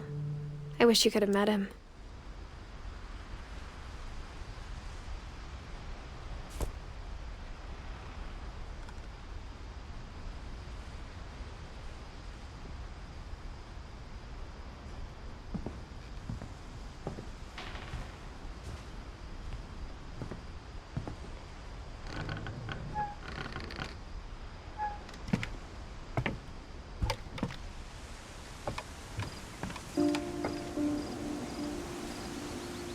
On the way back from Lewis's funeral, my mom told me to start packing.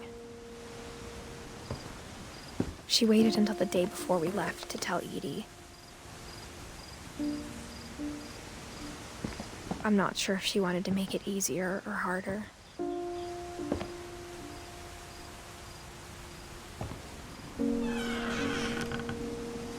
I wish we'd stayed. But I understand why we left.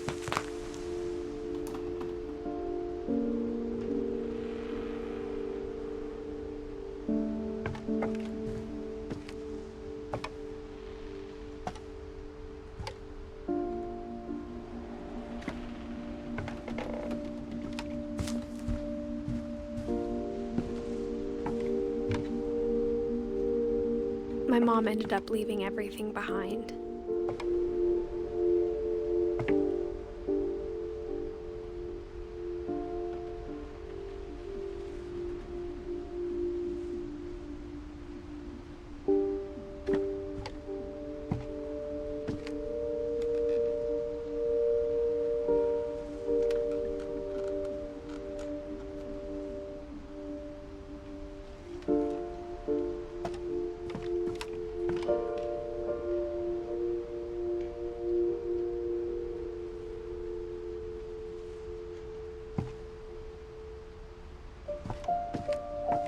What happened that night had been coming for a long time. Maybe it should have come sooner.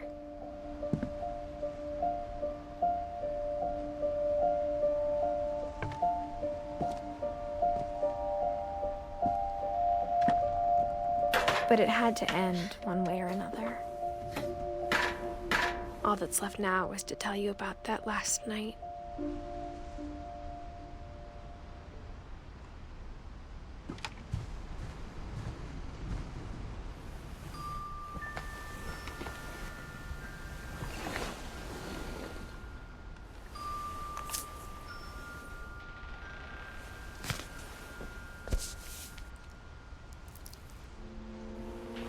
That whole last day, Edie just watched us pack and didn't say a word. Until supper, when she raised her glass and said, "To our final night together, and all our final nights apart." Grandma, you know what I said about alcohol. Some of your medications are very Edith, specific. I left a present for you in the hallway. Why don't you go open it? The grown-ups have to argue now. I'm sorry, you're right. We're all leaving tomorrow. Let's just enjoy our last... I'm not leaving. Edith, you're excused.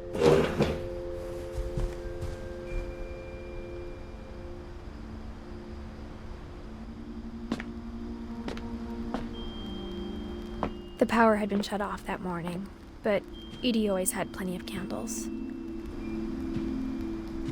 When my mom sealed the library, I don't think she knew about the other entrance. Or that Edie had a key to it.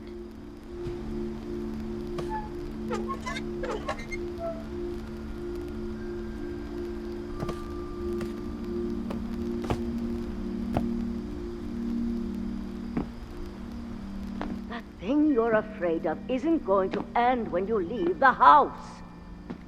Edith has a right to know these stories. My children are dead because of your stories. I think it's best if Edith and I leave tonight. We'll have the nursing home send a van for you in the morning. Okay?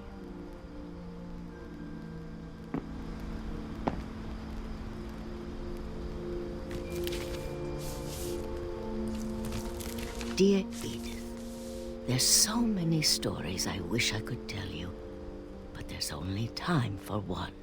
This is about what happened on the night you were born. That night, the tide went way, way out.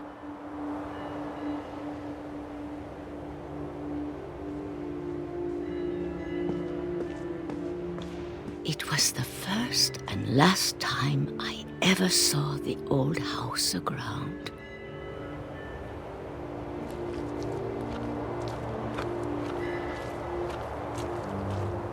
There'd been an earthquake out in the middle of the ocean. They called it the lowest tide in 1,000 years. God, it smelled awful.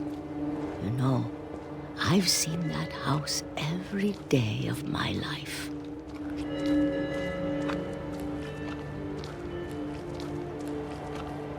But I never thought I'd go back to it.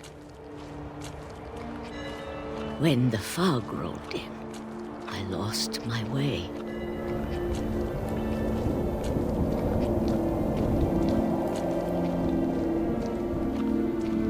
I got turned around.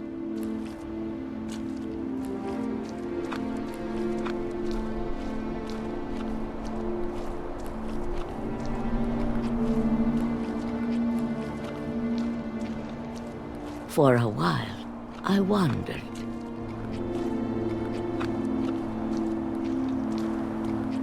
I started seeing things.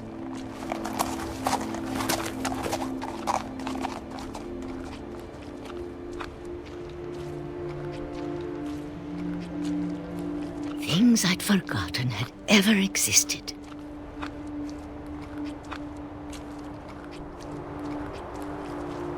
But when I saw them, they felt like old friends. That night, a lot of things came back to me. Or maybe I came back to them.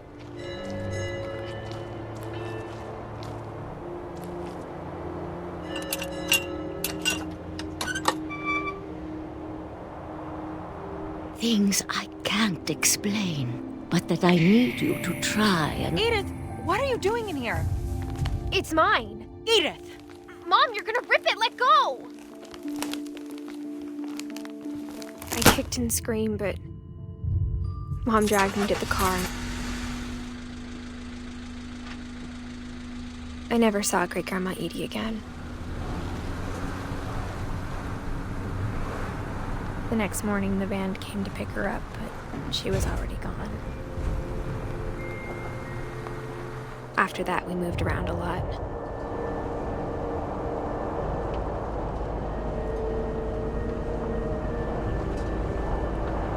We both tried to make the best of it.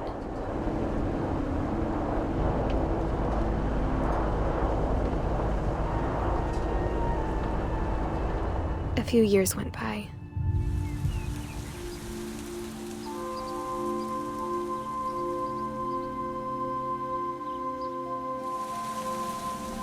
My mom didn't like to talk about it,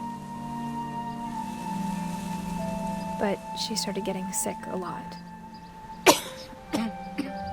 The rest happened pretty quickly.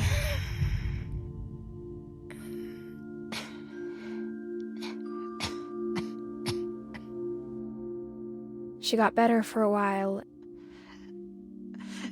and then she didn't. And then I was alone.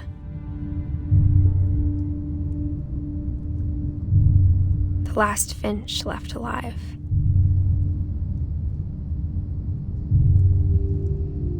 Until I found out about you. I'm still not sure what to tell you about all this. If we lived forever, maybe we'd have time to understand things. But as it is, I think the best we can do is try to open our eyes. And appreciate how strange and brief all of this is. This journal was supposed to be for you. But now I hope you'll never see it.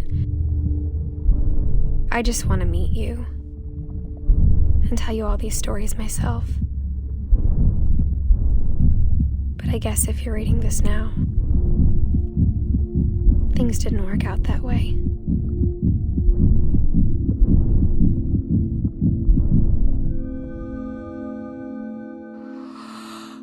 This is where your story begins. I'm sorry I won't be there to see it. It's a lot to ask, but I don't want you to be sad that I'm gone. I want you to be amazed that any of us ever had a chance to be here at all. Good luck.